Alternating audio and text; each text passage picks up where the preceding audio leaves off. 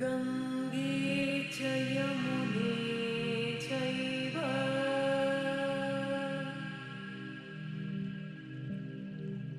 गोदावरी सरस्वती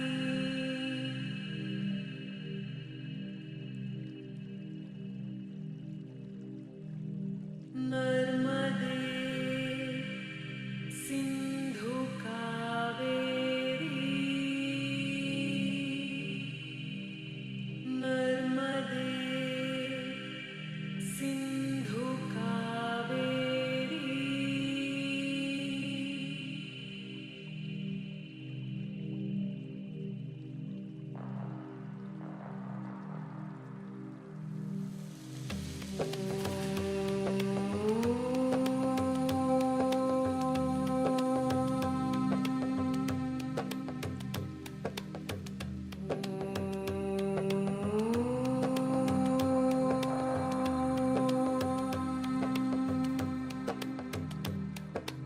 गङ्गे च यमुने चैव.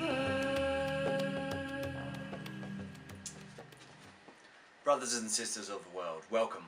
My name is Benjamin Noah and this is my third art video, and today I'm going to be discussing this painting which is called Running Buffalo. Today in particular has been a funny day for me. Just this morning I read and watched a few interviews and a bit of information about the Syrian conflict, and that made me a bit angry, and I felt a bit angry about that. And that kind of relates to the themes in this issue, in this painting. I'll come back to that.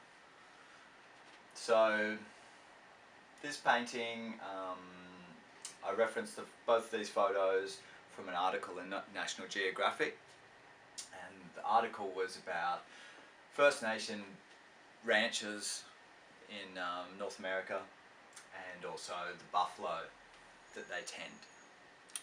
The picture was of this man, and he was sitting in a bar with this wistful look, and quite a bit of sadness going on there, as you can see. And although he works on the land, he no longer lives on the land in a traditional sense, and he hasn't lost that connection to the land, but he has been separated from it in some way, and the old ways, and he's most probably lost most of his customs, and a lot of First Nation peoples have lost their language and their culture in this way, and it's very sad. And then on the other side you've got the buffalo. Now the buffalo, as you may well know, used to have massive herds right across America, and they used to run across the plains freely without any fences or roads or any of these man-made constructs to fence them in. But now it's not the case. The majority of buffalo in America, they live in farms. They're farmed, and yeah, so although they're still out on the plain, they still are in the confines of our system, the monetary system, and the system that, believes that there are borders, you know what I mean, which is just, it's a man-made construct. The earth is the earth, and it will go on long after humanity leaves, and so there's no real borders on this planet, and the idea that we don't let in refugees, and that we, don't share our land, like we're always nomadic people, like most cultures, and we had to move from different places because we're not in control of the environment. So to fence anyone in and not let them come where there is resources or there is like a better way of living, it's disgraceful, quite truthfully. Okay, so look, today I'm wearing my First Nation scarf that I got at the Vancouver Museum. It's beautiful. And so that's a bit on theme for today, but also it's the red, white and blue, and that's the American colours. Now, we'll talk about the Syrian conflict, and once again the Americans seem to be doing, it's called a false flag operation. They're saying that the Syrian regime, backed by Russia, and that they've used chemical weapons. And there's no evidence to this. There's just like one little video which could easily be faked and has been faked before. And some of the information that I've been listening to is saying that the Americans are actually totally faking this event just so that they can, you know, they can come in and wage war. And they already have. They've been dropping bombs on the city and, you know, killing children and adults and everyone. And, you know, it's just because other countries won't maybe use their banking system, or they have resources, oil, you know, or they're not towing the line, they're not part of the big system, you know, the big banking system, the cartels and governments that run the majority of the Western world. And it's ironic, really, because I mean, America, most of the, like the big, the Bible Belt in the middle, a lot of the voters, it's a predominantly Christian country, and much of what their government is doing right now at this moment, and they have been doing it for a long time, goes against many of the 10 Commandments, you know. Thou shalt not steal, thou shalt not kill. I mean, that's a pretty massive one, and yet we're still, you know, they've still got the death sentence in some places where it's, you know, what if you get that wrong? That's not really great. And anyway, so I'd just like to encourage people to divest, really.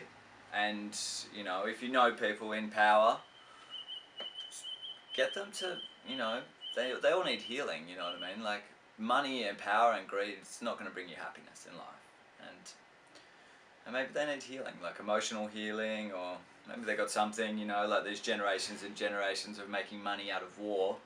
You know, that's got to do some harm to you, like emotionally, and that can be passed down generationally. But all those things can be balanced and healed with modalities like kinesiology and other practices. So, look, I encourage all of you, look, just, first of all, just stop buying in big supermarkets.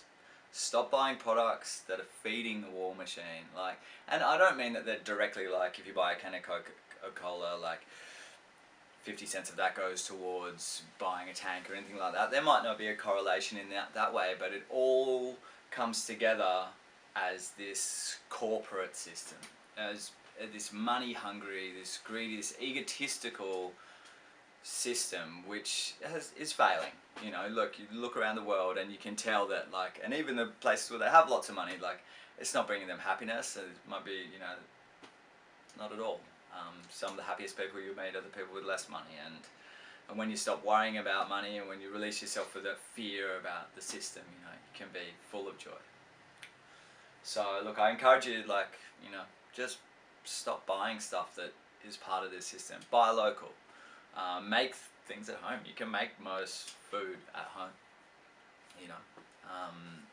And if you have to go without, you know, so what? Like, a small sacrifice, but something that's probably not good for you anyway, for what the reward is, that, you know, you could leave this planet in a better way, in, like, leave something for your children or your friends' children or your nieces and nephews, you know what I mean? Like, take a stand, you know. It's time to stop being apathetic about this. It's like, oh, there's so many problems out there. Sure there are, but there are also all the solutions are out there. All the opportunities for us to make this world a better place, for sustainability and to spread love around the world. Like, we can do this, you know, but you just have to have faith. Faith in yourself. Faith in humanity, you know what I mean? Don't let all this bad news get you down. You know, there's so many good people doing good things in the world.